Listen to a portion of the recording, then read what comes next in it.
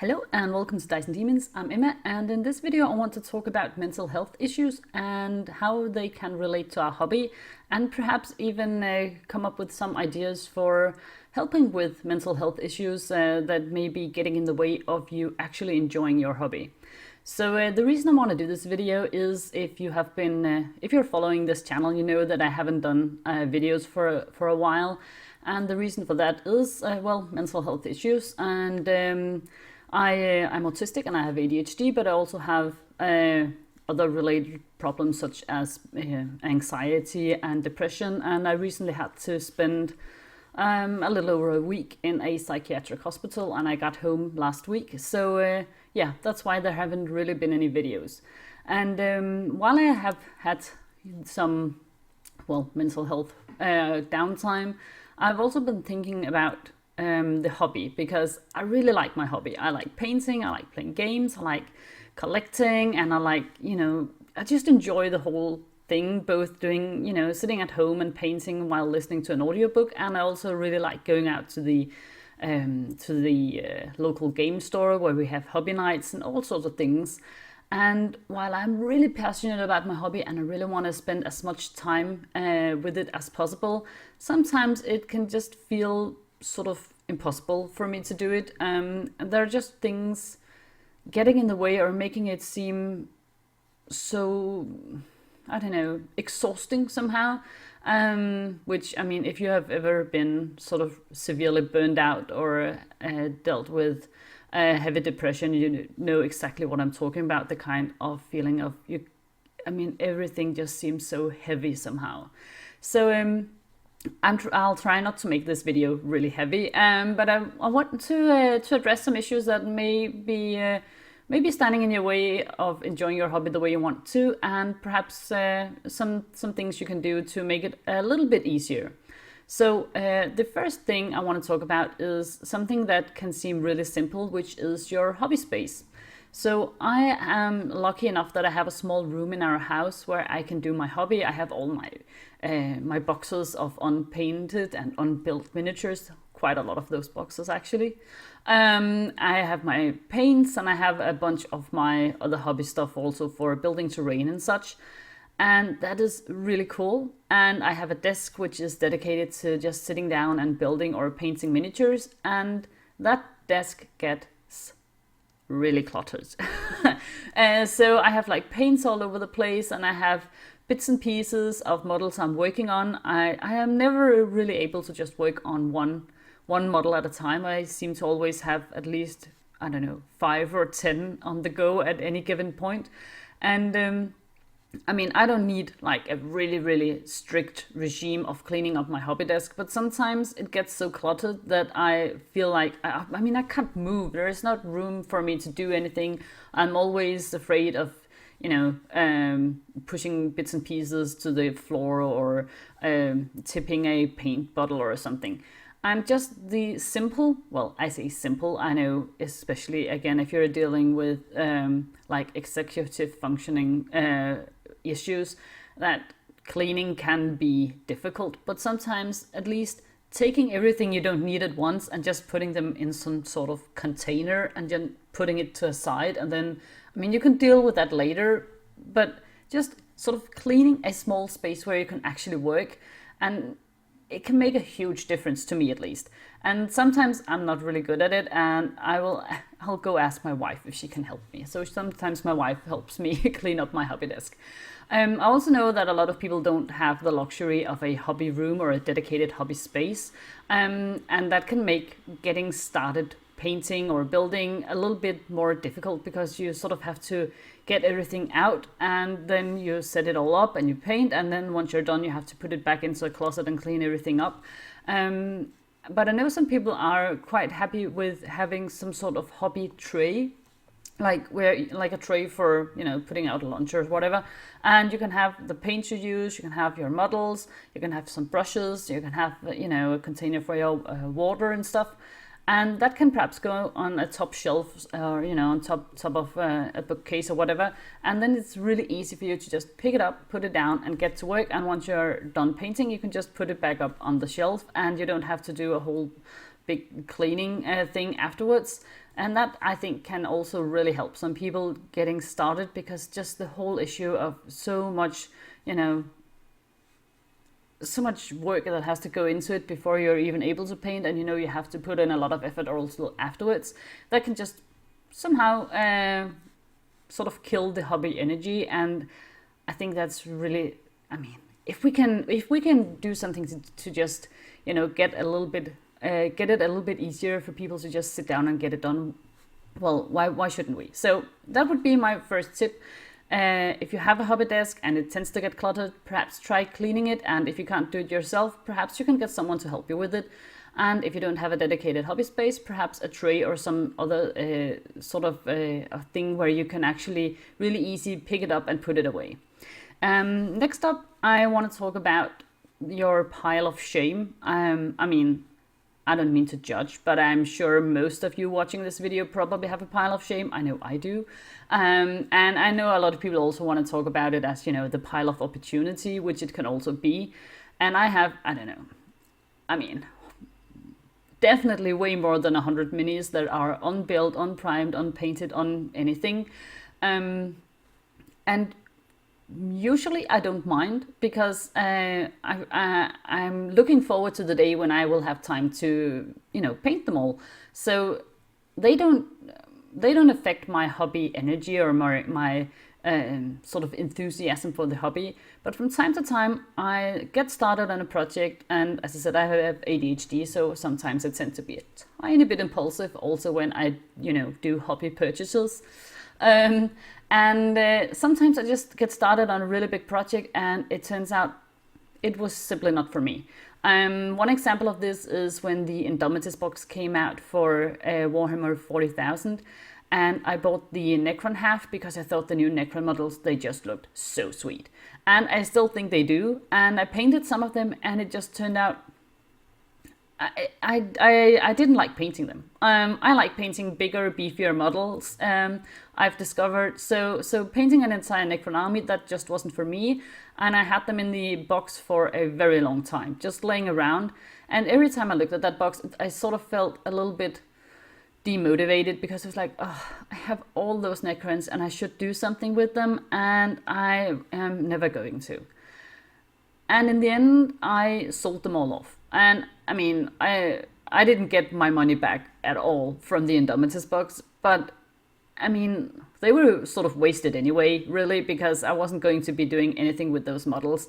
So I think it was just sort of a sense of relief when they were out of the hobby room, and hopefully getting a new and better home where they would be more appreciated.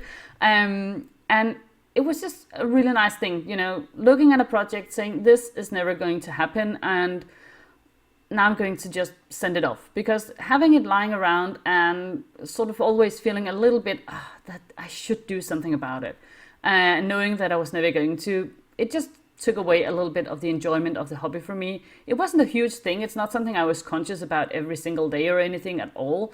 But as soon as they were out the door, I was just really relieved and felt, oh, okay, now I only have stuff lying around that I'm actually really excited about, and at some point probably will do something with. So yeah, if you have something that you feel like it's just sort of sapping your energy a little bit, because you always feel like, I mean, it just makes no sense to have a lot of stuff lying around if you know you're never going to touch it, right? Well, sell it, or I mean, even give it to someone. You already spent the money. The money is already gone. Perhaps you can give it away to someone. I also had another couple of boxes lying around that I wasn't doing anything with, and I didn't really want to deal with trying to sell it and yeah, the whole thing. So I ended up giving it away to an organization that works with troubled kids, and they had a creative workshop thing, and they wanted to try out, miniature wargaming and painting and stuff. So I just gave the boxes to them, and they were really happy with it, and they were out of my hobby room. So I mean, that was great for everyone, right? Also, another thing is, as I said, I'm always working on a bunch of projects at the same time, right? And while also having this huge pile of shame. So sometimes I get this idea in my head, okay, I need to finish at least this model or these models before I can move on to something else. And usually that's fine. It keeps me sort of incentive, gets me motivated to actually get stuff done, get stuff moving, and actually see some finished models on the table from time to time. But when I'm seriously dealing with mental health stuff, it can be like a complete showstopper for me. If I don't feel like really enthusiastic about a certain model, and I am really depressed and I'm really feeling anxious and I have very low energy levels, getting the energy to actually do your hobby, if you're not highly motivated by something, that can be almost impossible. So when I have these periods in my life where it's harder for me to get the hobby juices flowing, I will just give myself sort of permission. I mean, it's a hobby. You always have the permission, right? But you know what I mean, probably. I'll give myself permission to just work on something totally unrelated if that's what I want to do. I can pick up a new model, I can build it, I can paint it, I can do whatever, even if it has nothing to do with the stuff, the projects I'm generally working on, or larger hobby goals I'm working towards, like getting an army on the table or whatever. I just allow myself to do whatever, and I put the sort of more sensible projects over on the side, and they can wait until I feel a little bit better. So try give yourself the permission to work on just any sort of crazy project you want. If you're currently building up an army and you're thinking, well, actually I just want to build terrain. Build terrain. If you feel enthusiastic about anything and you're going through a rough time in your life, I mean, grab it, go for it. Anything you can feel enthusiastic about that can take your mind off things, do it. There's no reason not to. I mean, of course, if you want to build, like, if it's like a huge, really expensive project that you feel really enthusiastic about and you don't have the money for it, well, perhaps wait a little bit. But otherwise, if you're able to work on something that you really love and you just really want to do, go for it. I mean, if you're feeling down, now is the time to grab onto any sort of positive emotion that you can, and then, I mean, everything else can wait.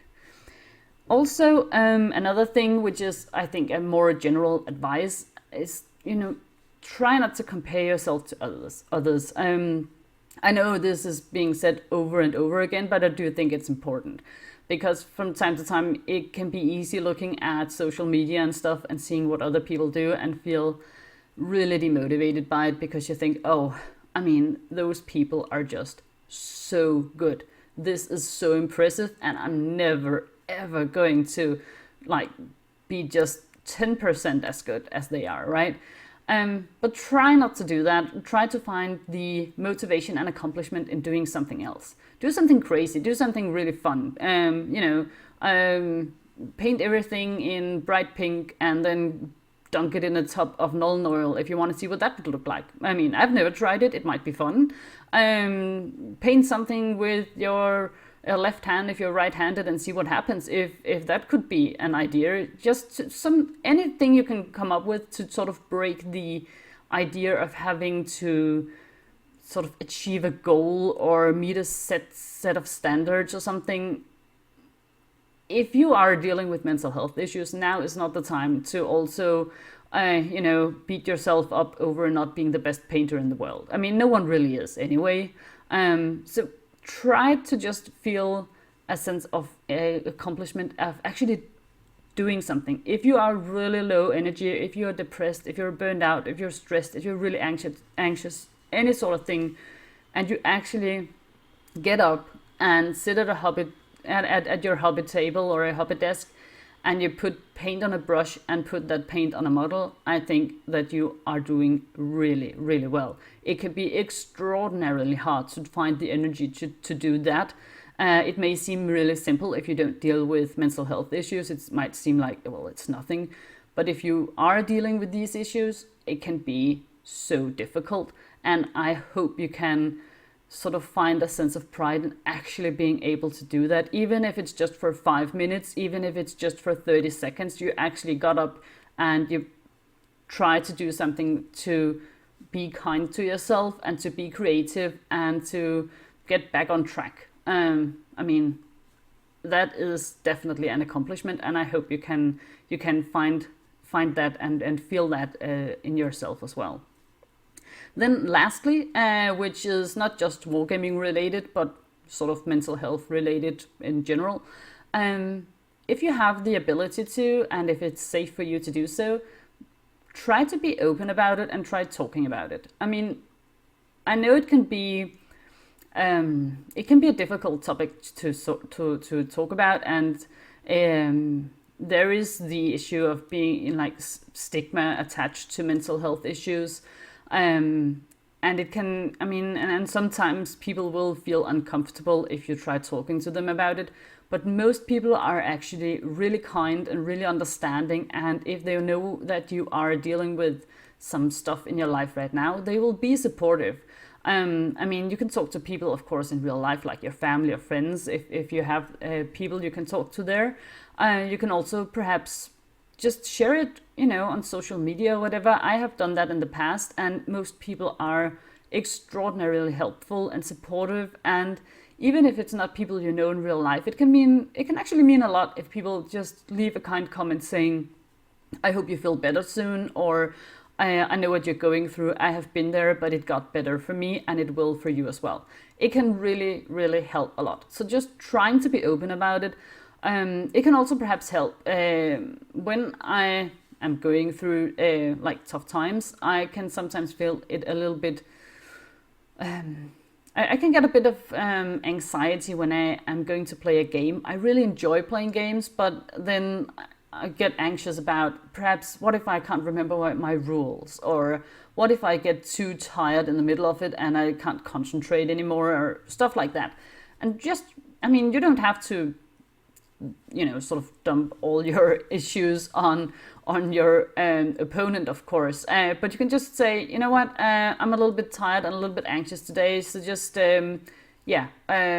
maybe I'm going to be needing a break at some point, just like 10 minutes to go out and get a bit of fresh air, and then I'll come back and stuff like that. And most people will understand. And sometimes people, I have tried that in the past, they'll say, oh, I'm so happy you say that, because I feel exactly the same way. But now I feel more comfortable playing with you because I know that you'll understand and I understand you. So if you can, try to be open about it, because these things are like mental health issues. Often come with a feeling of being ashamed, and shame thrives in silence. That is my experience, both with mental health issues, also as a member of the LGBTQ plus community.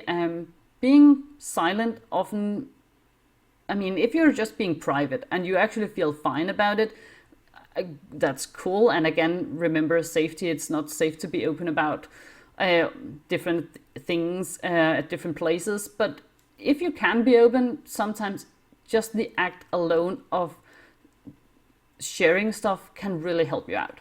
And in my experience, most hobby places are really friendly and accommodating and filled with people who know what you're talking about and who are actually willing to help you or support you, or just perhaps listen for 5 minutes. So yeah, that would be my 5 sort of mental health hobby advice, and I hope they were at least somehow a little bit helpful. And just perhaps if you're going through stuff like that, know that you're not alone. There are a lot of people both in the hobby and outside who know exactly what you're going through. And yeah, I hope we can be here for each other and support each other through it. And hopefully we'll all get better and get more painted models on the tabletop and play some awesome games and get out, just go out there and have a grand old time. And that would be my hope anyway. So thank you so much for watching this video. If you have any kind of comments or ideas or stuff that has helped you in the past, please feel free to leave a comment. I would much appreciate it. And remember to be kind, both to yourself and to others. And hopefully we can all share this awesome hobby and all feel better as time goes by. That's my hope anyway. So thank you so much for watching, guys, and I'll see you next time. Bye.